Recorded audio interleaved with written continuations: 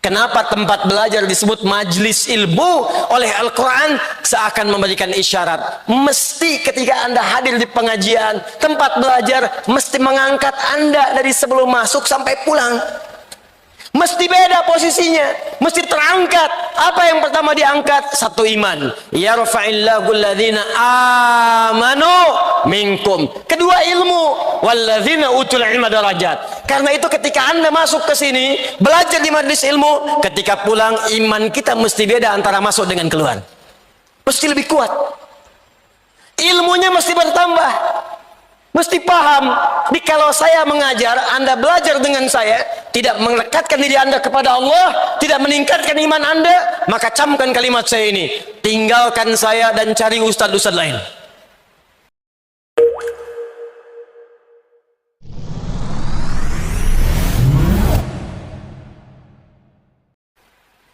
Jika Anda belajar dengan saya, tidak menambah pengetahuan Anda, tidak meluaskan wawasan Anda, camkan kalimat saya, tinggalkan saya, cari ustadz-ustadz lain.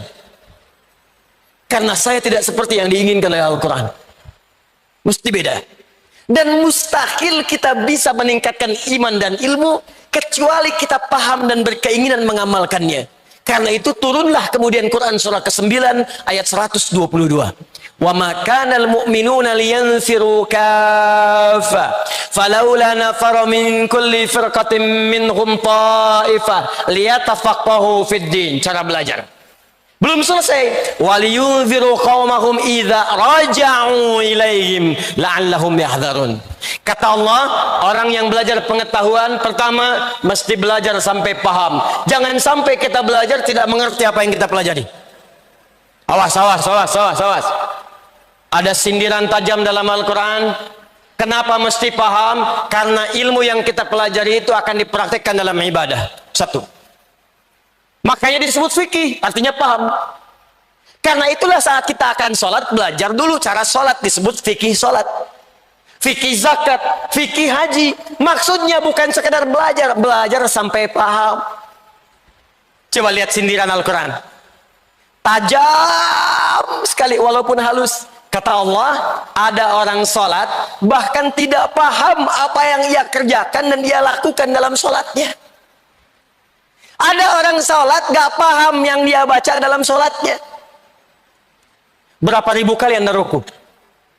Berapa ribu kali Anda sujud? Sudah berapa lama Anda sholat? Pertanyaan saya, dari sekian ribuan kali ruku dan sujud, berapa persen bacaan sholat yang Anda pahami? Jangan-jangan selama ini kita sholat, kita nggak ngerti yang dibaca. Ruku nggak paham yang diungkapkan. Sujud tidak mengerti yang dibacakan. Bagaimana sholat kita bisa khusyuk? Bagaimana sholat kita bisa nikmat? Yang kedua kata Quran, setelah kalian mengerjakan pengetahuan itu, maka pulanglah, amalkan ilmu kalian, sampaikan pada orang yang tidak belajar di kampung-kampung kita itu. Maka jika ada orang yang belajar seperti ini, paham, komitmen mengamalkan, maka status belajarnya sama dengan mujahid fi sabilillah. Karena ayat ini diturunkan untuk mengajak orang-orang yang sedang senang berjihad, untuk diberikan alternatif pada jihad bentuk yang lain, yaitu jihad dengan ilmu. Sama persis kata Allah, yang berangkat ke medan perang, yang berjihad di medan perang, dengan yang belajar di majelis ilmu, maka nilainya sama-sama mujahid. Kalau wafat statusnya syahid, di surganya bersama Nabi SAW. Turun Quran surah keempat ayat 69. Wa may yuti'illaha war rasula fa ulaika ma'al ladzina an'ama Allahu 'alaihim minan nabiyyin was-siddiqina wasyuhada was-salihin wa hasuna ulaika rafiqa. Saya ingin komitmen dulu. Siap insyaallah kita memahami? Siap mengamalkan? Ketika Anda mengatakan siap dengan keikhlasan hati kita, maka saat itulah status kita saat ini berubah menjadi mujahid fi sabilillah. Kalau wafat keluar majlis ini, seketika statusnya syahid syuhada. Masya Allah. Mau seperti itu? Jangan dulu, kita belum selesai taklimnya. Tapi kita tidak bisa memilih. Ya. Awas, sebelum saya lanjutkan, tapi saya ingatkan, jihad pun di medan perang bukan asal-asalan kemudian mengangkat senjata dan melukai orang. Karena jihad asalnya bukan menyerang, tapi lebih kepada membela diri dalam kebenaran dan kebaikan yang dibenarkan oleh agama. Diingat, kalau ada yang ngajak-ngajak, ayo bom orang, tembak orang, tusuk orang dalam suasana yang tidak dibenarkan, maka jangan ikuti. Karena resikonya itu sama dengan pesan kapling di neraka jahanam. Quran surah An-Nisa surah yang keempat ayat 92 sampai 93. Wa may yaqtul mu'minan muta'ammida fajazauhu jahannam wa ghadiballahu alaihi wa la'anahu wa 'adda lahu 'adzaban 'azima. Siapa yang sengaja merencanakan pembunuhan apalagi pada satu orang beriman, maka dia sama saja sudah pesan kapling di neraka jahanam. Dia akan mendapatkan murka Allah, dilaknat oleh malaikat, dan dijanjikan siksa yang sangat berlipat. Orang beriman mana yang pesan kapling di neraka jahanam? Makanya mustahil ada orang beriman meledakkan diri di jalanan. Mustahil ada orang beriman tembak sana tembak sini dengan kalimat Allahu Akbar, dengan kalimat dan suasana yang tidak dibenarkan. Ayo fokus ini. Apa saja amal soleh yang disebutkan oleh Nabi untuk menjelaskan petunjuk di Al-Quran supaya iman kita menguat. Al-Imam Al-Bukhari menghimpun di 57 hadis dalam kitabnya Al-Jami' At-Sahih Al-Bukhari yang juga mengintisarikan keterangan-keterangan dalam Al-Quran. Perhatikan, setidaknya ada beberapa amalan-amalan pokok yang kalau dikerjakan akan meningkatkan iman, bahkan memunculkan kenikmatan iman yang disebut dengan halawatul iman. Satu, saya agak cepat langsung ke eksekusi amalan. Amalan yang paling pokok satu, salat. Salat. Karena itu ketika Allah menyebutkan kalimat iman pertama dalam Al-Quran, setelahnya langsung bersanding dengan kalimat salat. Al-Baqarah ayat 3. Alladzina yu'minuna bil ghaib wa yuqimunas shalah. Dan kalimat imannya berubah jadi fi'il mudhari. Dari amanu jadi yu'minun. Silakan lihat. Biasanya Allah panggil ya ayyuhalladzina amanu, ya ayyuhalladzina amanu. Yang ini spesial. Begitu kita diminta mengerjakan salat, kalimat imannya berubah menjadi fi'il mudhari. Alladzina yu'minun, bukan amanu. Fi'il mudhari punya 3 arti. Lebih bergerak dibandingkan fi'il madhi. Dalam bahasa Inggris disingkat dengan present, continuous, dan future. Sekarang, terus menerus, dan sampai kapanpun. Jadi ada amalan yang kalau kita kerjakan dengan baik, maka amal itu akan menjaga iman kita dari sekarang terus menerus sampai kapanpun saat kita kembali kepada Allah Subhanahu wa Ta'ala. Seakan Al-Quran ingin mengatakan, hei kalian yang sedang beriman kepada Allah yang gaib, yang tak tampak dalam pandangan, kalau iman kalian ingin terus kalian pertahankan, terus kalian jaga, tertanam dalam jiwa, baik sekarang, terus menerus, sampai kamu kembali kepada Allah Subhanahu wa Ta'ala, saya turunkan amalan yang kalau engkau kerjakan itu, maka akan hadirlah sifat iman seperti itu. Apa amalannya? Wa yuqimunas shalah. Salat. Karena itu cek. Semua nabi yang pernah bertugas di bumi, semuanya sholat. Untuk mempertahankan iman mereka kepada Allah dan menunjukkan kepada kita. Saking pentingnya sholat, semua nabi sholat, Pak. Di sholat itu, ibadah pokok yang tidak hanya diperintahkan pada Nabi Muhammad SAW dan umatnya, tapi semua nabi yang pernah bertugas di bumi, semuanya sholat. Nabi Musa salat. Buka Quran surah ke-20 ayat ke-14. Kata Allah, innani anallahu la ilaha illa ana fa'budni. Saya Allah, tidak ada Tuhan selain saya yang layak dipertuhankan, maka sembah saya. Bertanya Musa, bagaimana ya Allah cara menyembahmu? Wa aqimis sholata li dzikri. Tunaikan salat sebagai zikir kepadaku. Nabi Musa salat. Nabi Zakaria salat. Buka Quran surah ketiga ayat 38 sampai 39. Hunalika da'a Zakaria rabbah qala rabbi habli min ladunka dzurriyyatan thayyibah innaka sami'ud du'a. Di mihrabnya itulah kemudian Zakaria berdoa kepada Allah Rabbnya, ya Allah anugerahkan saya keturunan. Mereka mengatakan saya enggak akan punya keturunan karena saya terbatas. Saya minta kepadamu yang tidak punya batas dalam pemberian, engkau pasti mendengar doa saya. Kapan doa itu disampaikan? Ayat 39-nya, fanadatul malaikatu wa huwa qaimun yusalli fil mihrab annallaha yubashshiruka bi Yahya. Maka datang malaikat memberikan kabar gembira, Allah menjawab doamu. Kapan doa itu disampaikan? Saat beliau sedang sholat, masih berdiri dalam sholatnya di mihrab. Nabi Zakaria sholat. Nabi Isa alaihissalam, Yesus Al-Masih, Mesiah, Nabi Isa sholat. Buka Quran surah ke-19 ayat 31 sampai 33. Nabi Ismail alaihissalam, kakek moyang yang Nabi Muhammad SAW yang ke-29 sholat. Buka Quran surah ke-19 ayat ke-55. Bahkan beliau meminta keluarganya semua sholat. Wa kana ya'muru ahlahu bis shalah. Urutkan sampai ke atas.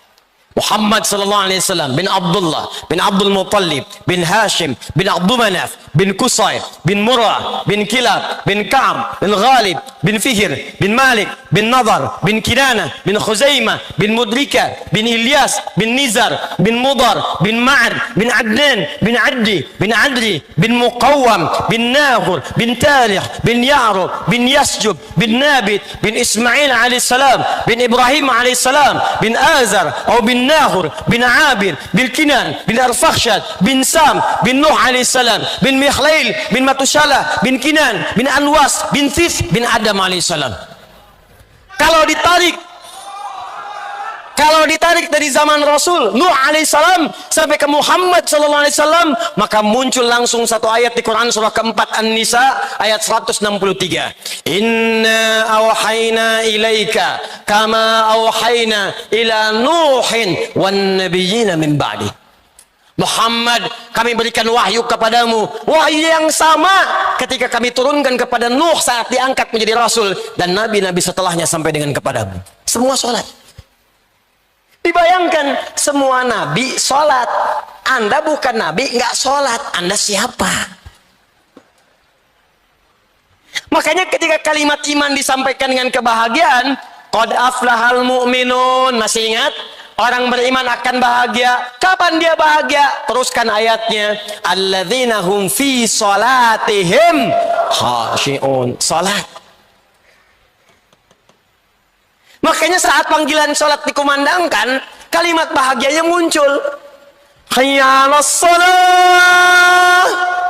Anda bertanya, ya Allah, kenapa saya mesti sholat? Perhatikan jawaban Allah. Lewat suara muadzin itu. Hayya 'alal falah. Falah. Saya panggil kamu sholat supaya kamu bahagia. Supaya kamu sukses. Kamu nggak sholat semuka langit dan bumi, tidak akan menurunkan status saya sebagai Tuhan. Kamu sholat itu bukan saya yang butuh, kata Allah, kamu yang butuh. Makanya ketika Anda diminta sholat, kalimatnya oleh Allah dibuka dengan kalimat minta. Punya masalah apa? Minta sini, minta. Dan kalimat imannya disebutkan. Quran surah kedua ayat 153. Paling kanan sebelah bawah di mushaf. Al-Baqarah ayat 153. Ya ayyuhalladzina amanu, imannya dulu. Ista'inu bisabri was sholat. Kalau punya masalah, sabar terima.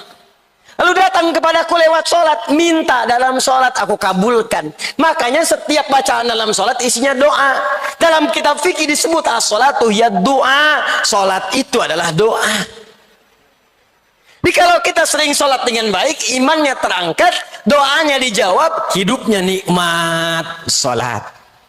Bagaimana cara sholat yang benar yang bisa menguatkan iman? Maka keluarkanlah semua jenis sholat yang disebutkan dalam Al-Quran dan hadis Nabi SAW. Ini kurikulum yang mau saya ajarkan. Yuk keluarkan semuanya. Kalau yang fardu nggak usah dicatat, yang fardu itu sudah otomatis.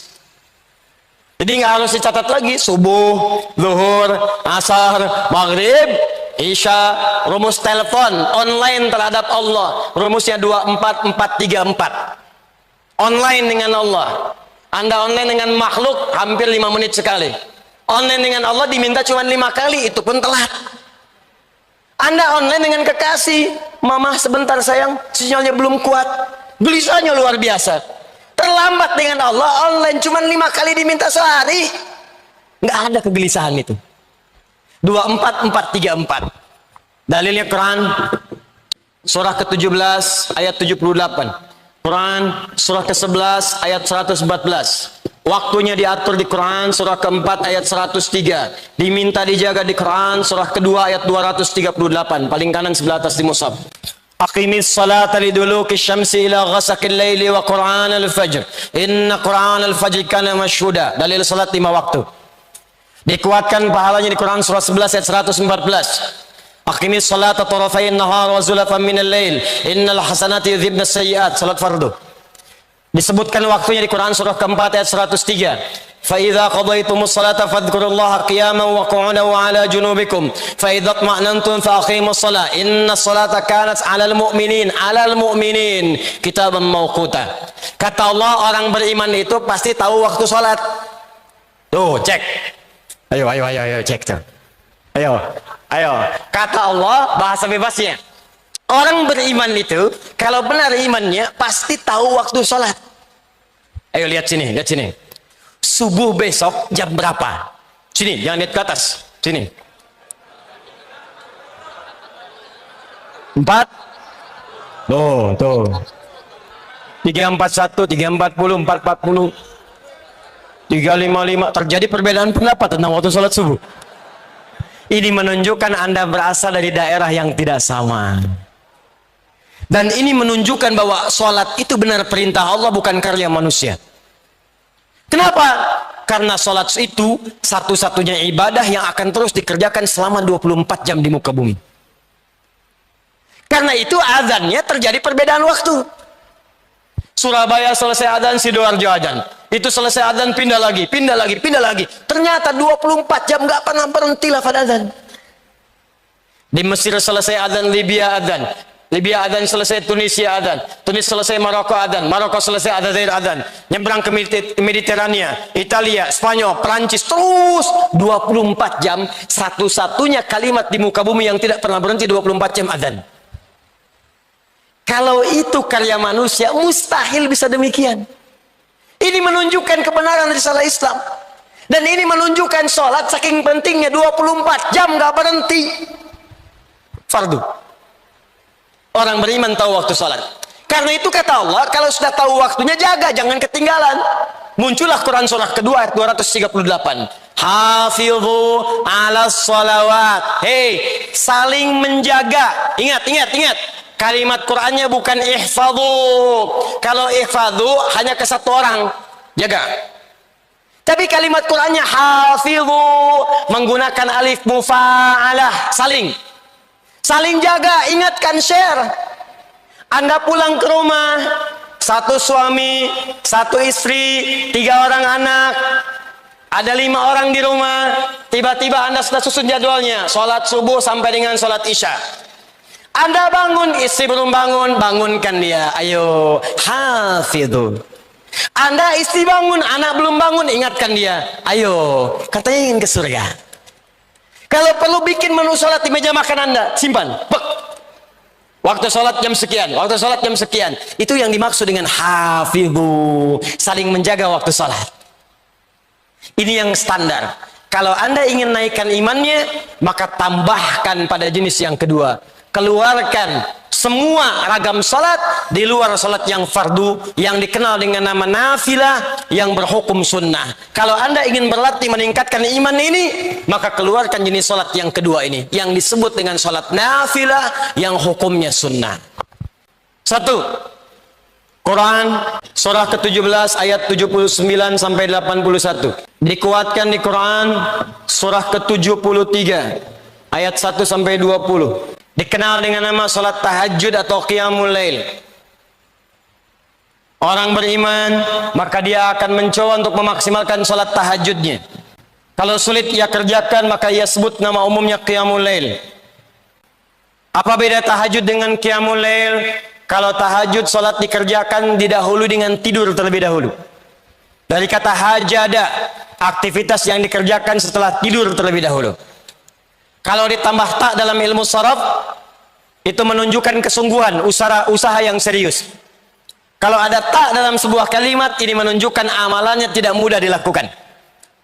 Kalau ditambah tasydid sebelum huruf terakhir, dari kata syiddah, sesuatu yang tidak mudah, butuh motivasi 2 kali lipat. Karena itu ketika sholat disebut dengan tahajud, Allah ingin menggambarkan tidak mudah menunaikan sholat ini. Mesti butuh motivasi 2 kali lipat. Wa minal laili fatahajjad bi. Hei, dari sementara malam setelah kamu tertidur, siap rencanakan bangun malam. Itu nggak mudah, karena itu usahakan dengan sungguh-sungguh. Mau jam berapa Anda sholatnya? Tadi subuhnya jam 3.40 misal, maka Anda ingin tahajud jam 2:30, jam 2.30. Siapkan, siap-siap, pasang alarm dari 1:30. Kalau perlu alarmnya 3 kali. Jam 1:30, jam 2:04, jam 2:04. Alarm pertama mematikan alarm kedua. Alarm kedua matikan alarm ketiga. Alarm ketiga siap-siap menghilangkan kantuk dulu. Tahajud. Kalau Anda bekerja lelah, sulit bangun malam, maka kerjakan pilih yang kedua, qiyamul lail. Nama umum. Nama umumnya. Qiyamul lail bisa dikerjakan sebelum kita tidur. Kerjakan 2 rakaat, kerjakan 4 rakaat, demikian seterusnya. Tahajud. Saya tidak bicara teknis dulu, saya bicara amalannya dulu. Yang kedua, keluarkan semua jenis sholat sunnah di siang harinya. Sebelum subuh ada 2 rakaat, rawatib keluarkan. Sebelum zuhur 4 rakaat. Setelah zuhur 2 rakaat. Sebelum maghrib, setelah maghrib 2 rakaat. Setelah isya 2 rakaat. Keluarkan sholat mutlaknya. Ada yang dekat dengan sholat fardu, ada yang jauh dengan sholat fardu. Syuruk, awal duha, pertengahan duha, akhir duha. Sebelum asar 4 rakaat dari Ibnu Umar radhiyallahu taala anhuma. Sebelum maghrib kalau memungkinkan 2 rakaat. Sebelum isya 2 rakaat. Keluarkan semua jenis salat yang bisa kita kerjakan. Kalau mampu Anda lakukan ini, maka demi Allah saya katakan, saya tutup untuk bagian yang pertama ini, saya tutup. Jika mampu Anda istiqomah mengerjakan salat ini saja, saya belum bicara puasa, belum bicara zakat, belum bicara infak, baru salat saja. Kalau benar Anda kerjakan ini dengan baik, maka akan terjadi perubahan dalam hidup Anda, maka muncullah kenikmatan iman yang pertama. Kalau di awal-awal Anda terlambat sholat fardu perasaan biasa-biasa, maka setelah membiasakan yang ini, tertinggal sholat sunnah pun hati Anda akan gelisah. Subuh jam 3:40, Anda bangun jam 3:35, 5 menit sebelum subuh, begitu Anda bangun, ya Allah saya terlambat, padahal subuh aja belum, karena Anda terbiasa menunaikan sholat sunnah. Terjadi perubahan. Dan yang paling hebat, ketika imannya mulai meningkat, ketika kemudian ibadahnya mulai meningkat, maka amal solehnya pun akan mulai muncul dalam hidupnya. Akan terjadi perubahan dalam hidup Anda. Maaf, pada pandangan yang tidak bagus sudah nggak senang lagi.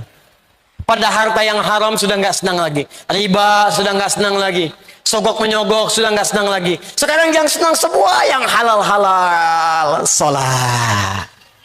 Salat. Salat.